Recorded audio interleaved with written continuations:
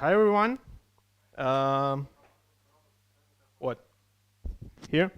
Okay. Hi everyone.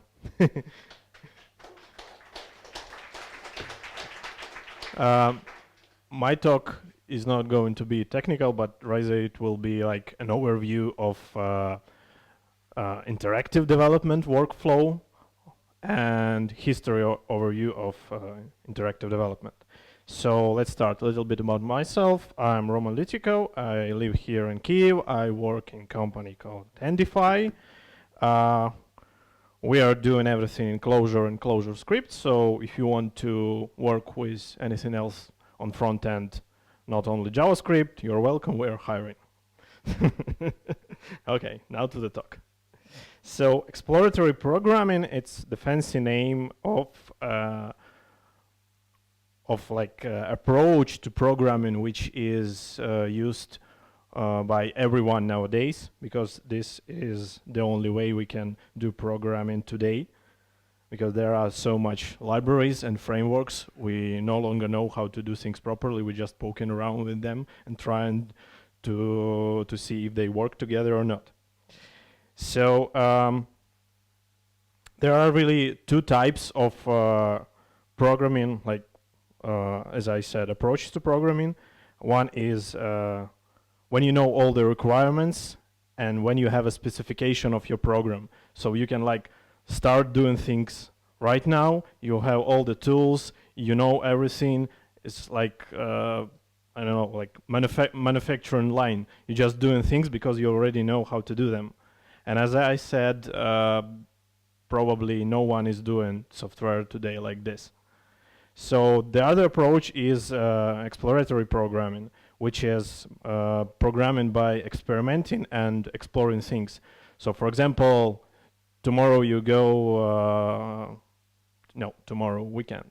On Monday you go to the office and you start a new project and you need to build a new app with some special requirements that you never been doing before. So this is when exploration starts. You will try to pick a library, you will try to use it, you will decide if it fits or not. So now about history, how it is all started, how we put ourselves into exploration. So if you were a programmer somewhere in 50s or 60s, you were most probably writing code in Fortran, and you didn't have a computer because it was like $100 million machine. So you would go to a shop, you would buy a punch card. This is called a punch card. I think all of our, parents at universities were working with this stuff. So you can ask someone, or maybe with magnet strips.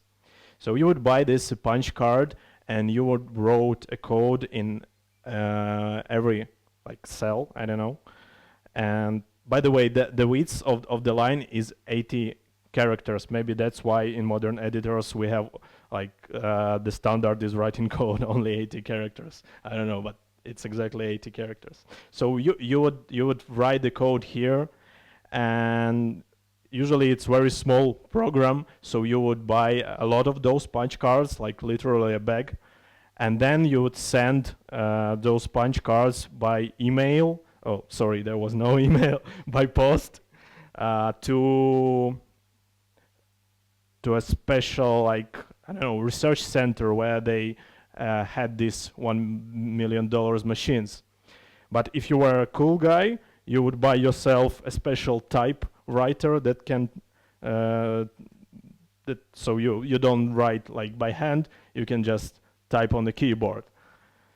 So, and then maybe after a couple of days, when they got your punch cards, they will put them into machine, and then machine will work hard maybe for a weekend, and then they will send it back.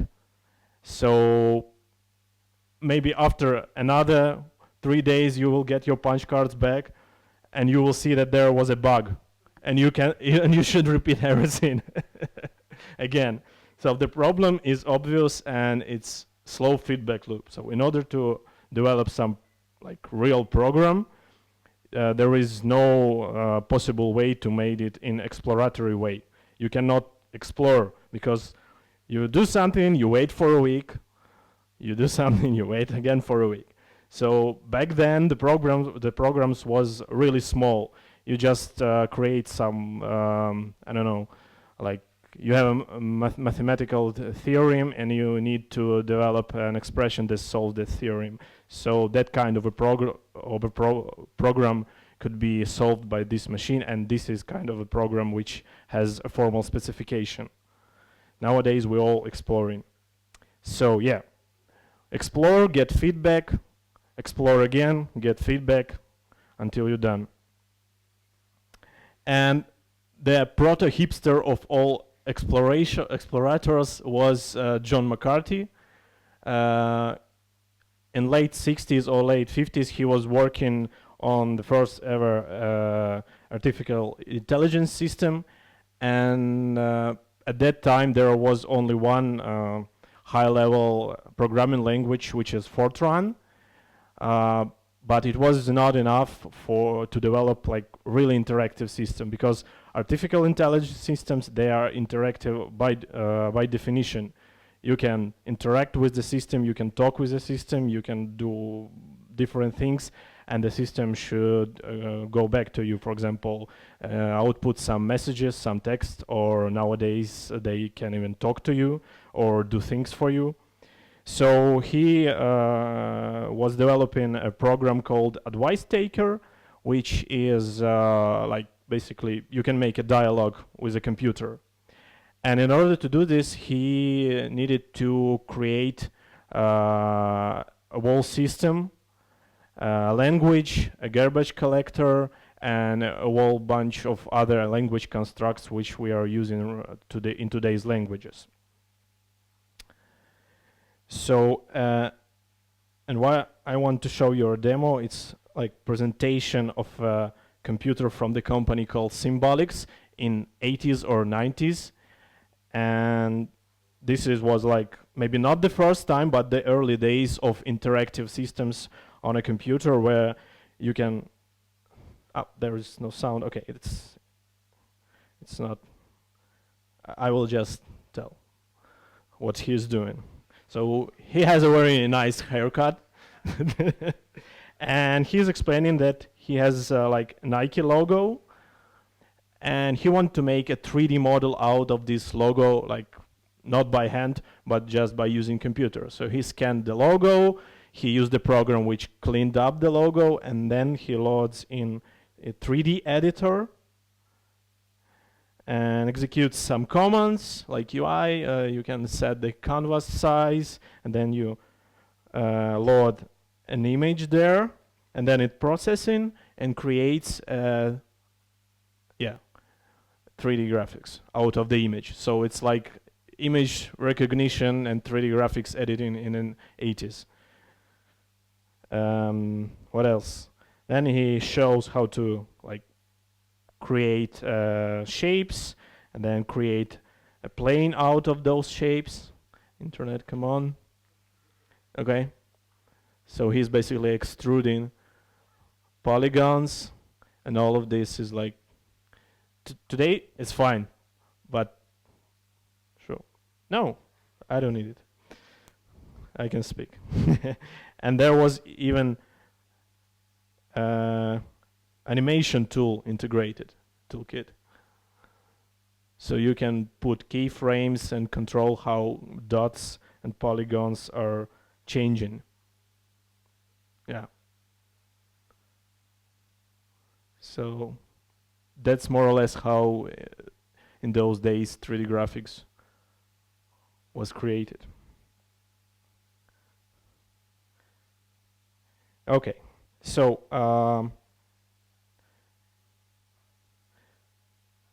and it turned out that like interaction with a program, live interaction is a program, was a very good idea, because for example in 1998 NASA launched their space program, which is called Deep Space One, and it was programmed in a Lisp language, and there was running a REPL on the spaceship which was connected with Earth. And like the day after they launched the spaceship, they realized that there was a bug and the whole mission could fail. So because they was connected to a spaceship, it was, as it written here, 100 million miles away. Yeah, and $100 million worth. So they just were connecting, and message was going from the Earth to a spaceship, maybe a couple of hours, or maybe a couple of tens of hours, I don't know. But they managed to fix the spaceship because the system was interactive, and everything went good. So why is it important for us, for developers, interactive programming? First of all, because it's fun. You can change something, you can see immediately the result. That's like how children do everything. The child sits in a yard, he takes something, throws, immediately see result, he's happy. Exploration, again, the same. And for us, it's efficiency, because we can develop really fast. We can change and see, as I said. For example, if you use Chrome DevTools, it's amazing. You can just edit CSS in DevTools. You can debug, and then, for example, you figure out your styles, and you can push. You can put them back in the editor and save. So you don't need to go to editor, edit, then reload, for example, and see the result. And what about interactive development in browser? So the very first thing you would do maybe 5 years ago is manual page reload. You change something, you reload page. You change something, you reload page. Maybe even worse when you have some like gigantic Java project which requires you to recompile everything when you change even CSS. So that's like bad idea. Then there was this tool. You remember this? Maybe someone is using this still. We are using it still. This is called Live Reload. It's basically an application and Chrome extension where you can connect your code with Chrome, and when with something changes, the CSS is reloading on a page automatically, so you don't need to reload the whole page. And as then I said, there is Chrome and other browsers with DevTools, and DevTools in Firefox are amazing. In Chrome, they are amazing. For example, in Firefox, DevTools have a lot of functionality that was never been introduced in Chrome. You can debug web audio API. You can, like in Firefox, you can actually see the whole pipeline of sound filtering. So you can you can do not only DOM manipulations and JavaScript execution for basic programs, but you can interact with all APIs in a fancy way. And then there is like the best thing is code swapping. So basically it's more or less the same as auto reload in CSS, but it's more about JavaScript. So you can auto reload JavaScript, but not the whole program, but only a part of it which is changed. This is an example how it works in Webpack. Basically, when you develop in an application, you change only one stroke in one file, you hit save, and the whole thing will not reload, only the little part will reload. You will not lose anything.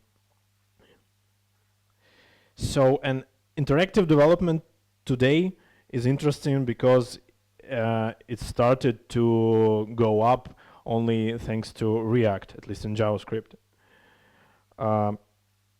For example, React and Redux is probably the best way to take advantage of interactive development, because all of that stuff is hot reloading, very good.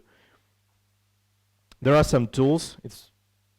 Now I will show you probably like 5 or 10 tools that is available for React. So for example, that is Redux DevTools, I guess. So it's basically a monitor for everything that is going on in your application. You hit button, you see what happened, you will have all the actions, you can cancel them, you can reply them. So basically you have a control over the whole flow of the application. Sometimes this is very helpful. And then there is, what is it? Okay, there is React Monocle. So this is a live preview of the structure of your application and all of the properties in every component. There is also a great tool which I forgot to add. It is called From.js, I guess. It's somewhat similar, but it integrates fully into your React application. It decorates all the code. It runs it through Babel, and then you can like click on a component and you can see why it was rendered, with which data it was rendered, how many times it was rendered, like what is the cause of render, and so forth. For editors, there's, for example, a new tool called Quokka. It is more or less the same as Light Table Editor, so it's basically live feedback right in your editor. So it executes code while you're writing it. That's a plugin for VS Code. So as you see, you write code, you see the result. If something is wrong, you see the error. And I believe they have even more cool features. Okay. So there is also other things like React Storybook, which is tools for developing components, libraries, but most of the time those tools also haven't integrated tests. So basically you can develop a single component completely isolated, and you will have tests right here, and you can rerun them, like you save the file, the code swapped, the test rerun, usually as you probably do it in Node.js, but the same for frontend, right in the browser, not in the console. Okay, some things about tomorrow interactive development, or maybe interactive development that can be done today, but for some reason not. You all probably know the famous talk by Bret Victor. It's called Inventing on Principles. If you haven't seen it, you should see it, most definitely, because it's like the mother of all demos about interactive development. So basically, Bret Victor created a demo of a live editor integrated into a game, where you can develop a game in a game. So, sorry, you can develop a game while playing a game. So you can like start moving the character, then you can jump and see that like the force of a jump of that character is not enough to go to that level. So basically he stops the character in mid-air somewhere here, and he tracks the movement of the character. And then, for example, if the first time he is going here, he can stop it here, then adjust the force, and because the force is changed, it means that the initial jump was higher. The character will move here, you will see the new pass, and then you can proceed with the game. So basically you can develop a game while you're playing it. And I think that's amazing, and he had a lot of other ideas. And those ideas were implemented in a programming language called EVLang. It's like a very new and super experimental language, but it's already used to create like browser games, I believe even Node.js backend applications. It's written in TypeScript, but the syntax is not even close to JavaScript. But it's very cool because it is exactly this stuff. It is an editor that is integrated into your application.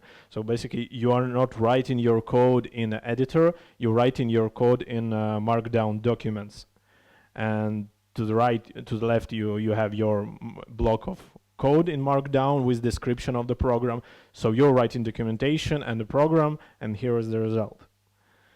And I think that's all. Thank you.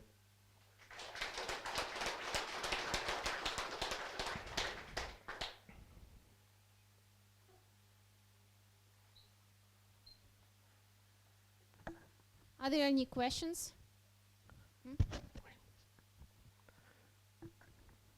Well, thank you. And my question is, how do you use closure script with React, or maybe something? Yeah, only with React. It doesn't work with anything else. Okay, understand. So how do you use it actually? I never tried closure script, but you mean like the products or the kind of applications or the workflow? Yeah, workflow and probably a stack of technologies, maybe. For front end, it's ClojureScript, React, and some like libraries for routing, for anything else. Usual libraries that you have in JavaScript. For workflow, you run a command which starts the server. It watches the files, reloads files in the browser as you edit them. Okay, so as I understand, ClojureScript is like probably TypeScript or no, script, no? It's not like superset of JavaScript. Yeah. It's completely a different language. Okay. They just compile it to JavaScript. And it compile it in React. So you have some. No. React is you just take React and wrap it in ClojureScript. Okay. It's JavaScript library, and you can just put it in ClojureScript and use. Maybe you can pick some examples how to use it. Right now? Well, maybe if you want, we can talk about it like. Okay, sure. In 1 minute. Thank you. Okay. Actually, there was a talk about React and ClojureScript on our first meetup by Roma, so you Yes. can watch it on YouTube. By the way. Yeah. So any questions more? Yeah. Okay. Do you have problems with hot reloading for huge applications, and what is the average time, and what can you advise to optimize hot reloading for huge applications? So, as for optimizations, it highly depends on the tool that you're using for hot reloading. So it depends on a watcher program that watches your files, because as you have more files, the watcher will spend more time. I know there is a tool which is called in React Native. It's written in C or C++ from Facebook. It's called Watchman probably. So it is the fast tool. It's really fast. Maybe you can like put it in Webpack if you have problems with Webpack or any other development tool. So the problem is not with hot reloading. The problem is not the huge code base, but the way you write code, because you can have 5 lines program which will not hot reload. So, and the problem is that the solution to make hot reload always work is write stateless code, because when you have state, there is no way to reload it, because it is like, for example, encapsulated state in an instance of a class. If you reload something, it will not work. So basically, if everything, that's why, by the way, Redux and React fits this perfectly. But when you have a local state in React components, when the code reloads, the state will be there still. So this not reloads. But this is not. I'm not saying that you should put everything in a global store.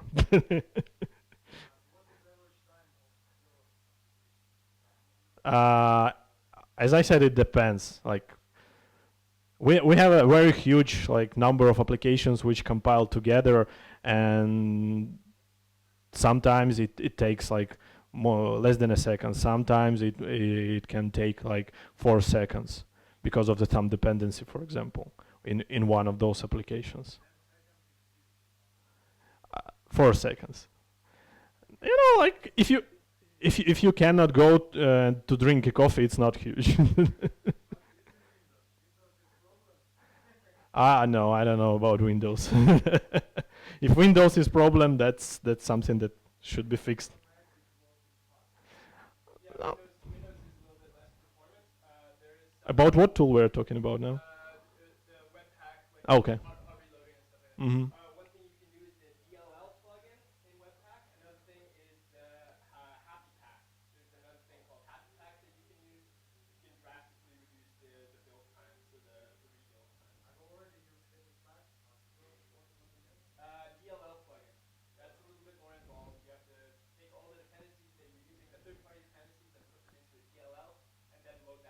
You mean like Windows .dll file? Oh. Okay.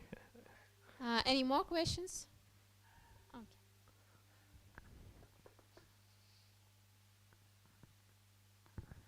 You told that modern web development involves a lot of uncertainty. I mean, the need to explore. Would you wish it to be a little different? Aren't you getting tired of this, like exploring all the time? Yeah. I want a super abstract specification for any kind of application that I can build and I can just start building. So It would be very cool because I don't need to waste time on exploring, but exploring is fun. So if we have a little bit of exploring and a little bit of just doing things, it would be awesome. Okay, great. Thank you. More questions? No? So let's then proceed Okay, to... thank you. Yeah, thank you.